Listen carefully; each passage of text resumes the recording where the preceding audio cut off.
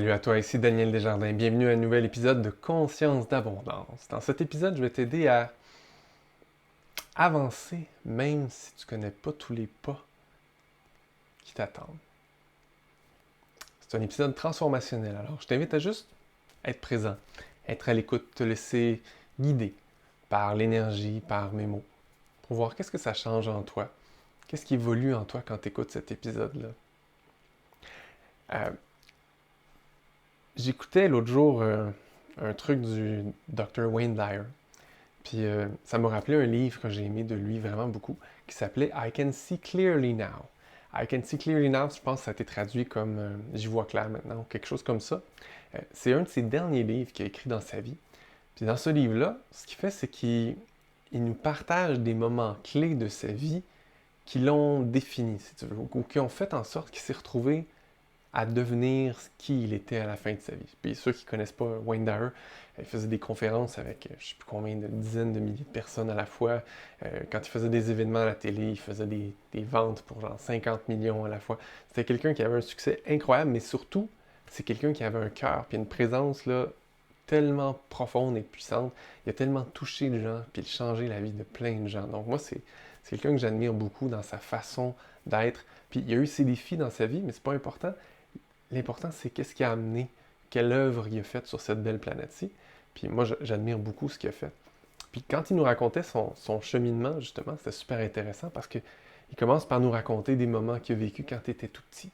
Après ça, des moments qu'il a vécu quand il était un peu plus grand. Puis pris individuellement, ces moments-là, ils n'ont pas l'air d'avoir une si grande importance que ça. Mais quand tu te retournes puis tu regardes toute la série d'événements, ben ce qu'il remarquait, c'était comme si sa vie avait été tracée, en fait, pour lui. Comme s'il avait eu juste à suivre son chemin. Mais évidemment, pendant qu'il était dans son chemin, ben, c'est pas quelque chose qu'il remarquait.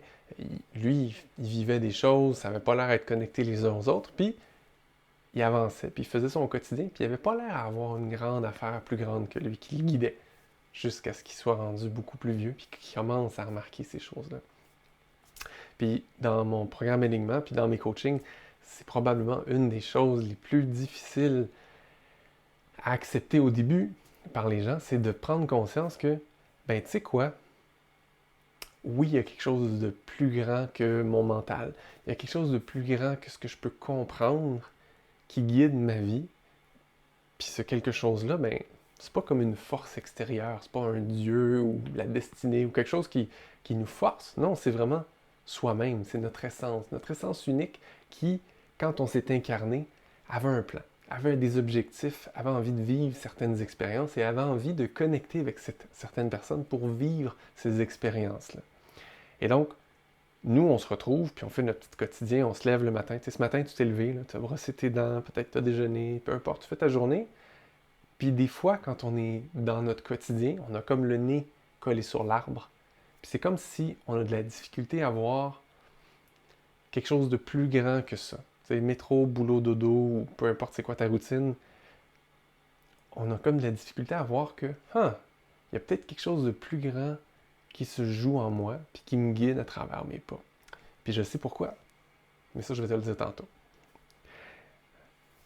Même moi, ça m'a pris longtemps avant de réaliser qu'il y avait ça en moi, parce que pendant longtemps, j'ai cru que j'avais fait des erreurs. J'ai cru que j'avais fait des choses qui étaient vraiment pas bonnes pour moi. J'ai cru que ce que j'avais vécu, c'était une perte de temps, puis que ma vie avait aucun sens. Puis c'était vrai pour moi sur le moment. Quand je vivais ces choses-là, ma vie avait effectivement aucun sens, puis j'étais très malheureux. Mais ça m'a quand même permis d'aller de l'avant, puis de changer. Et la chose la plus importante là-dedans, c'était que, ben, au lieu de juste rester une victime puis me plaindre, j'ai choisi que, ben, tu sais quoi, c'est ma vie. Je vais faire ce qu'il faut pour être heureux. Je vais faire ce qu'il faut pour avancer, changer ce qui a à changer, puis je vais faire ce qu'il faut pour me sentir bien. Puis ce choix-là, c'est un choix que c'est pas tout le monde qui fait, malheureusement. Mais toi, est-ce que tu fais ce choix-là? Est-ce que tu choisis de faire ce qu'il faut pour être heureux? Est-ce que tu choisis de faire ce qu'il faut pour changer? Est-ce que tu choisis de faire ce qu'il faut pour te donner le droit de choisir ce qui te rendrait vraiment heureux. Puis, à travers son cheminement, Wayne Dyer, il a eu à se positionner, il a eu à faire des choix.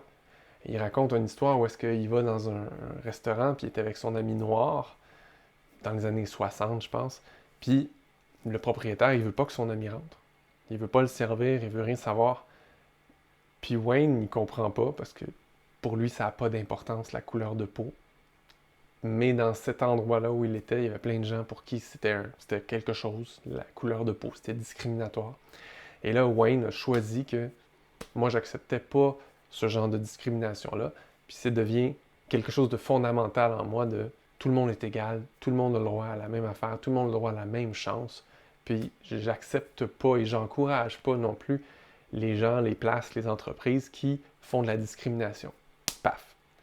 Donc, un événement qui n'était pas prévu à son horaire, qui l'amène à prendre conscience de quelque chose, puis de « Oh, ok, mais moi je fais un choix par rapport à ça. Je choisis que je suis pas raciste, je choisis que je suis même pour la diversité et l'équilibre et l'égalité entre les peuples. » Et pas juste « Ouais, ça ou ça, non, ça. » Non, c'est « Je le choisis. » Puis là, ça devient quelque chose d'important pour moi, puis ça va me guider dans mes actions dans le futur. Moi, je vais décrier les gens qui sont racistes, puis je vais encourager l'équilibre, l'équité, tout ça. Et donc, ça a vraiment défini une partie de ce qu'il allait faire, dire et être dans les années à venir. Mais c'est de ça dont je te parle. Dans ta vie, dans ton quotidien, oui, il y a des journées qui sont peut-être plus ordinaires que d'autres, mais en même temps, dans ces journées ordinaires-là, tu as la possibilité de te dire est-ce que ce que je vis en ce moment, c'est vraiment satisfaisant? Est-ce que ce que je vis en ce moment, c'est vraiment ce à quoi mon essence divine, unique, m'invite? Puis si régulièrement ta journée est plate, pas le fun, pas de sens, puis que tu as zéro motivation ou inspiration à faire quoi que ce soit, probablement que en ce moment, tu n'es pas à la bonne place. Mais c'est super, parce que c'est une opportunité pour toi de choisir autre chose. Te choisir déjà, en premier lieu, puis choisir de suivre ton essence. Et là, évidemment, on arrive à la prochaine étape. Oui, mais je ne sais pas à quoi mon essence m'invite. Ça, c'est la question classique. Là, il y a plein de gens qui s'arrêtent là. Je ne sais pas à quoi mon essence m'invite. Puis là, c'est une conclusion, c'est une finalité. C'est, je ne sais pas, fait que je vais continuer à faire ce que je fais. Alors que, au lieu de t'arrêter puis de te bloquer, pose une question. À quoi est-ce que mon essence m'invite? Puis là, tu n'essaies pas de répondre avec ta tête. Tu n'essaies pas de répondre consciemment. Tu essaies de ressentir, tu essaies de te laisser guider. Puis si ça t'aide, j'ai toujours trouvé ça bizarre, mais pour certaines personnes, ça marche bien. Si ça t'aide, ben regarde ton essence unique comme si c'était quelqu'un d'autre, même si ça ne l'est pas.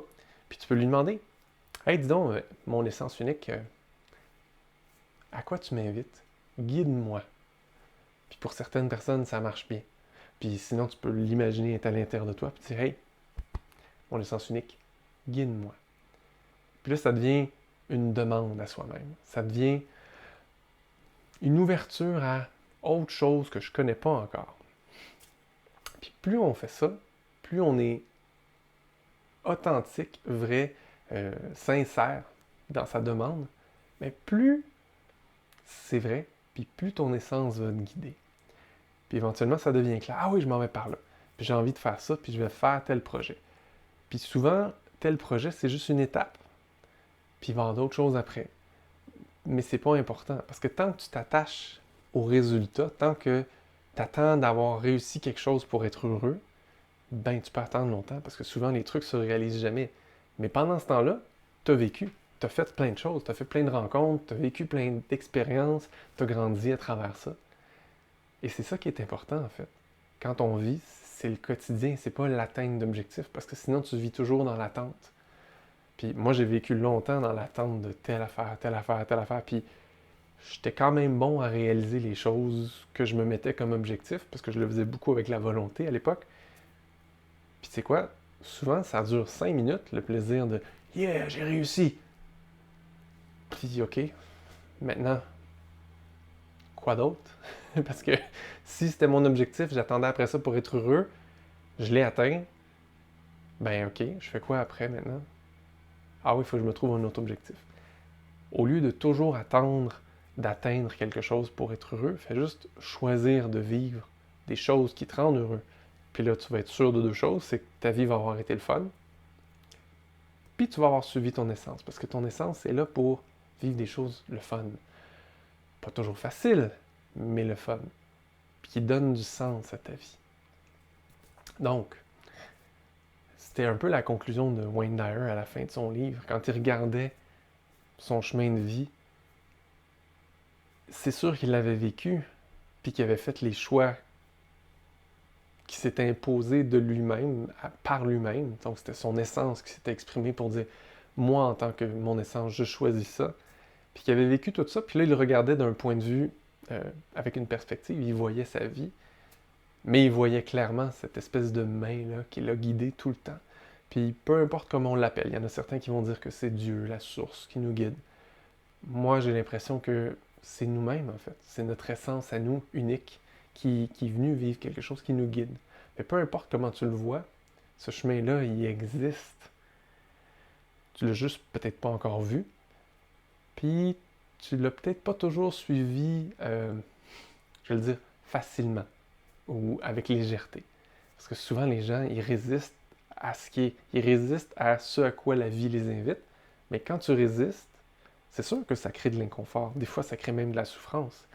Mais si tu accueilles la réponse à ta question, donc à quoi est-ce que mon essence m'invite, bien soudainement, ça devient bien plus facile de suivre ton chemin. Ça devient bien plus facile d'avancer, même si tu ne sais pas nécessairement c'est quoi les prochaines étapes. Parce que connaître les prochaines étapes, c'est rassurant pour notre mental, jusqu'à un certain point. Ça nous calme. Tu sais, je sais où je m'en vais, je sais dans quoi je m'embarque. Mais même si tu ne connais pas les prochaines étapes, plus tu suis ton essence, plus tu t'habitues à faire confiance. Ah oui, quand je sens ce feeling-là, le fun, je vais par là, je le suis, puis habituellement, c'est le fun. Habituellement, c'est agréable. Habituellement, ça m'amène quelque chose de plus beau encore que ce que j'aurais pu imaginer. Et donc, c'est à ça que je t'invite finalement. À développer ta confiance en ton essence, en ton guide intérieur, puis à te laisser guider. Comment tu te sens après avoir reçu tout ça, vécu tout ça? Je serais curieux, laisse-moi savoir. En dessous de la vidéo, en dessous de l'audio, peu importe où tu trouves cette capsule. Sinon, tu peux m'écrire pour me dire qu'est-ce que ça change en toi. Si tu as envie d'aller plus loin, j'ai mis en ligne une série d'ateliers web gratuits. Je vais te mettre aussi le lien en dessous pour que tu puisses t'inscrire si tu veux les vivre.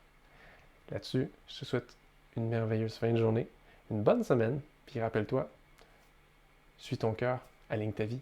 À bientôt!